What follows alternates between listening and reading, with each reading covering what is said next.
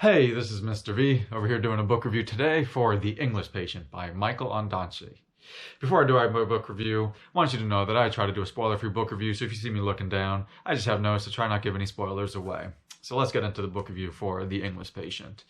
So, The English Patient is a book that traces the interaction of 4 damaged lives in an Italian villa at the end of World War II. So that's basically the main premise of the book. You just follow the lives of those 4 individuals and you see how they interact with each other.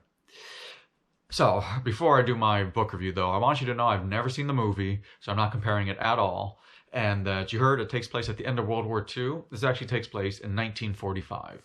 So before getting into the book, you probably want to know a little bit about World War II, and more than just the Nazis. You want to know probably a little bit more about Germany, a little bit more about Italy, and a little bit more about like Japan and things like that. So you just want to know about that. I would suggest that. So let's get into the book review now. So The English Patient is going to be an interesting one to review. It's definitely an interesting book. I can say that. And you'll hear why.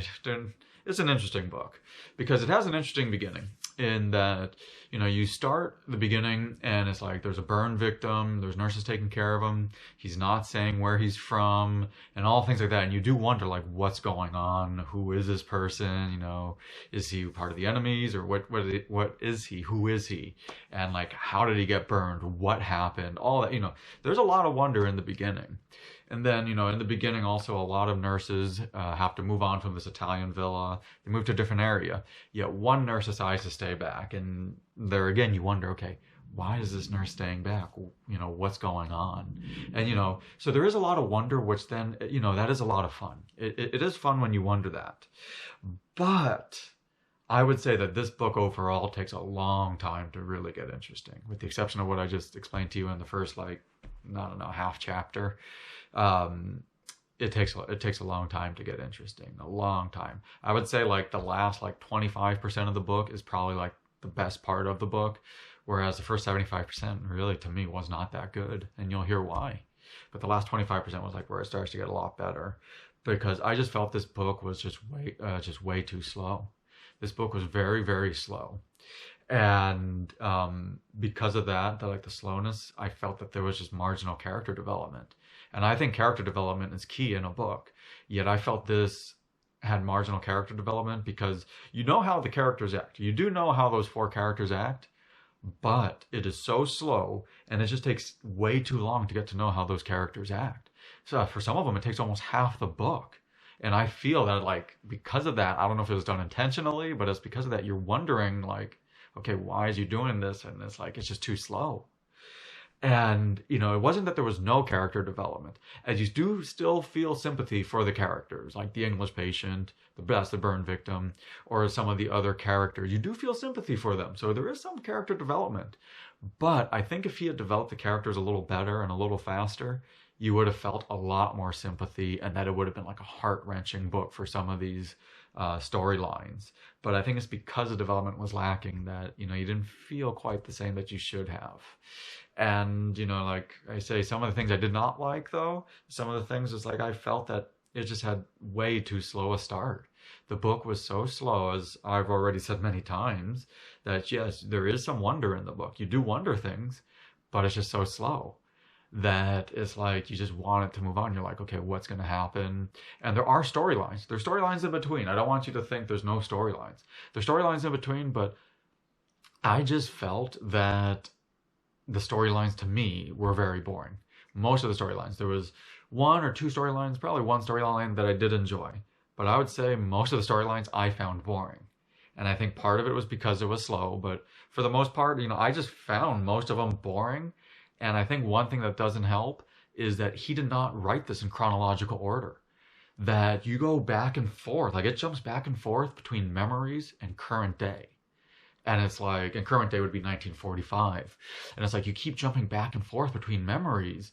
And, that's fine. I've read books like that before. But what is not good is that the author doesn't make it clear sometimes if you are in the past or you're in the present. And sometimes you don't even know who they are talking about. So, I think that was one part that made the writing not so good, or the storyline not so good, because you didn't know who or when at times was a present day, to where then it felt disjointed. It made the book feel disjointed and at times confusing. Yeah, partway through the chapter, you could figure out, okay, who was the person and what time period you're taking place. But it just felt disjointed and took a little time to get into it. And I think that was one reason I didn't like some of the storylines, But, and now as for the writing, despite what I just said, I still thought the author had nice writing, like his sentence structure, all that was well done. I still thought he had nice writing because he had nice dialogue. So, I thought that was good. And I think probably the best part for his writing was that he set the scenery well, because this is a very cold scenery. It's the end of World War II. You're in Italy. A lot of things are blown up.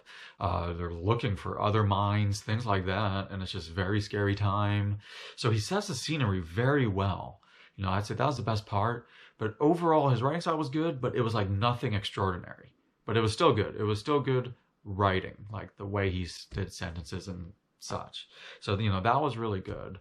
But, overall for the book, I thought this book had interesting themes. Like some of the themes, like how like war affects everyone differently, or like you will still try to find love, like even in war or when you're in danger, you still try to find love. And like, do you want to find love when you're in bigger danger type of things? Like, so still had some interesting themes in there. But overall, I just did not enjoy the book. I did not enjoy the book at all. And you'll hear my official rating right now. So anyway, I rate my books on a scale of 0 to 10. A 0 is an awful book. A 5 is an average. And a 10 is phenomenal book. If it gets anywhere near 10, you should put that on your reading list, because I'm a very tough critic, and a 5 is average. So it's hard to move up even 1 point. So for The English Patient, I'm going to rate this book, with a 5 being average, I'm going to rate this a 2.5. And I'm rating it a 2.5, which is pretty far below average. I'm rating it a 2.5 because while the overall story had some interesting parts, I found most of the storylines boring. I found most of the storylines very boring. And it was actually the end, like the last 25%, that brought the rating up to a 2.5. I was actually going to rate it lower at one point, but it was the last end of the story that really brought the book up. So, I still think it deserves a 2.5, but again, that's pretty far below average for me. And there's people online that I've even seen that some people said the movie was better. I've never seen the movie, so I can't comment, but some people have even said that. And I've also seen from some of the other people that have reviewed this book that people either love this book or hate this book. And I'm on the side of, I just did not like it at all. I just found it too boring. This book just was not for me. But, it may be for you, but just not for me. Anyway, if you guys have any comments, questions, anything like that, please post it in the comment section below. I hope you guys click the subscribe button, as I always upload multiple different types of book review. Anyway, thank you for watching my book review today. This is Mr. V. Go enjoy reading.